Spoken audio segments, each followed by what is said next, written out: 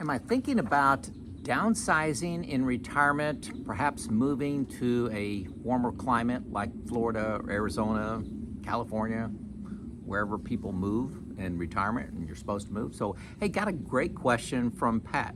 I'm going to read it. Joe, I'm 57, planning to retire in 2.5 years. My wife and I are empty nesters. Do you think of selling, downsizing, moving to a warmer climate, etc.?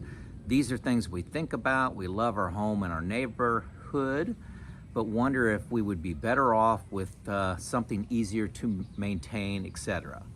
I know this is an individual choice, and I'm curious about your thoughts. So when I read this question, I think, am I missing out? Gosh, when you retire, you're supposed to downsize and move to Florida. That's what you're supposed to do. Am I missing out? That's the storybook ending to your life is you wake up in the morning, you walk the beach, you sit on the beach, you fish, you drink margaritas, drink a beer on the beach. Well, let's take a look at this, and like every good engineer would do, I made a list of pros and cons. And this just kind of summarizes how I think about it. So what would I be giving up first, or the cons? My parents are still alive. They're in their upper 80s. I have 2 brothers that live close by, dozens of relatives. All these folks are within like 15 miles. It's priceless to get together on holidays, birthdays, Mother's Day, Father's Day, weddings, all kinds of family events, believe me. Now, my family is crazy, okay? But I wouldn't trade any of them. Makes things interesting. So, my parents do need some help, especially lately, and my mom much more than my dad. So just couldn't think about moving right now. I also have dozens of 30-year relationships, friends and neighbors. 30 years, 30. I said dozens, at least 100. At least 100 people. We had our kids grow up together. We went to church together. We've experienced a lot of life together, and they're just great people, great friends, great values. We love our church family. It's common after our mass to hang around for 15, 20 minutes, just catching up with neighbors. Love doing that. We have a great community. Indiana's climate is not ideal. I'm in southern Indiana, but our springs and fall are beautiful, beautiful time of year. Summers can be hot, winters could just be miserable. Not necessarily a lot of snow, but a lot of just wet, cold, overcast time. One of the things I love about Indiana, and I talked to several folks when I was recruiting them at my place of work, is we're within driving distance of most of the United States, and we love taking driving vacations. So I can get to the East Coast. We can drive to Washington, D.C., New York, Texas, Florida. And you can go the other way. You can go out to Colorado, Utah, Idaho. We've done all these trips. Anything but really the West Coast. I recently made a trip to Washington State. We chose to fly, and I should have drove. It was a pain. I could have drove there faster. Let's just say that.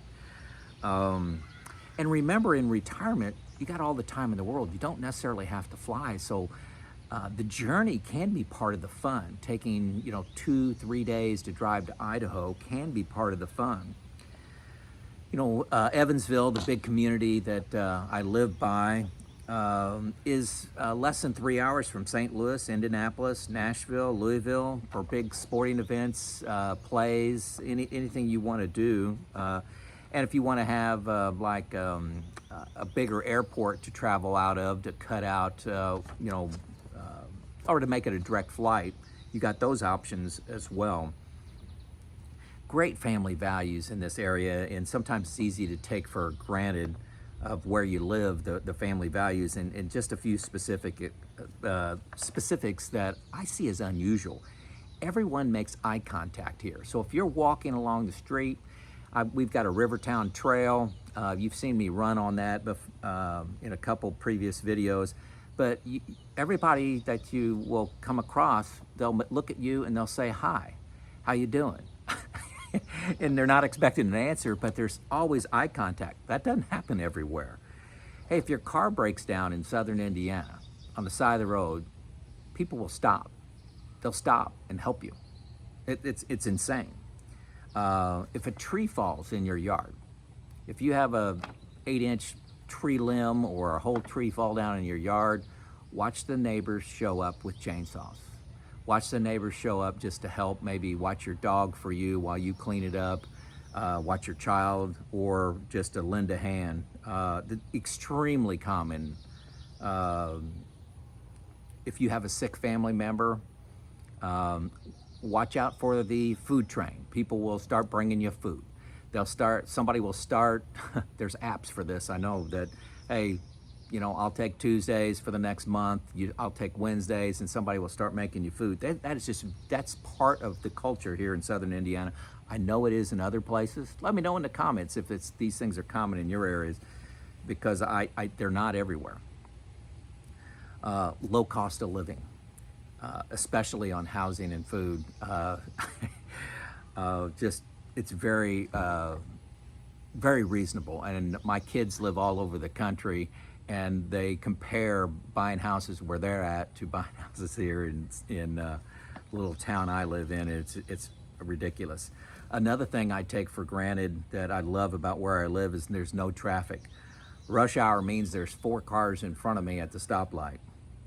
The 4-county region I live in has about 200,000 people, so we have a lot of amenities and restaurants and things that make it exciting to live here.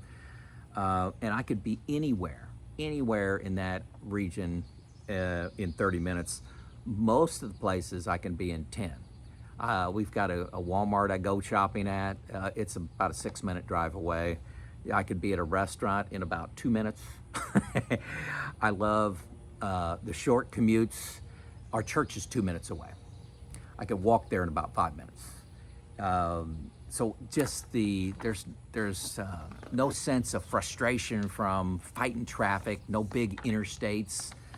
Indianapolis has 465 running around. I think it's 4 lanes now each way. And it's just, I used to drive to work. I had a 10-minute drive to work, and there were no stoplights on the way to work. 2 stop signs on the way to work. So those are the 10 things that I'd be giving up. Gaining. Florida has nice weather in the winter, spring, and fall, but their summers are hot. I mean, they're just hot. You're not going to do a lot outside in the summer. It's an upgrade from southern Indiana overall from a weather standpoint, but by no means perfect. Some people talk about moving where their kids are. Well, I have a child in, when I say child, they're all adults, in Indianapolis, that's Indiana, Richmond, Virginia, Berkeley, California, and Newburgh, Indiana. My kids are all mobile, and what assurance do I have that after we moved by them that they're not going to move again? And by the way, I have one grandchild. Her name is Everly. I've made other videos referencing her. She currently lives with us. She has a medical condition that she needs a little help here in her first year of life. She's only 6 months old.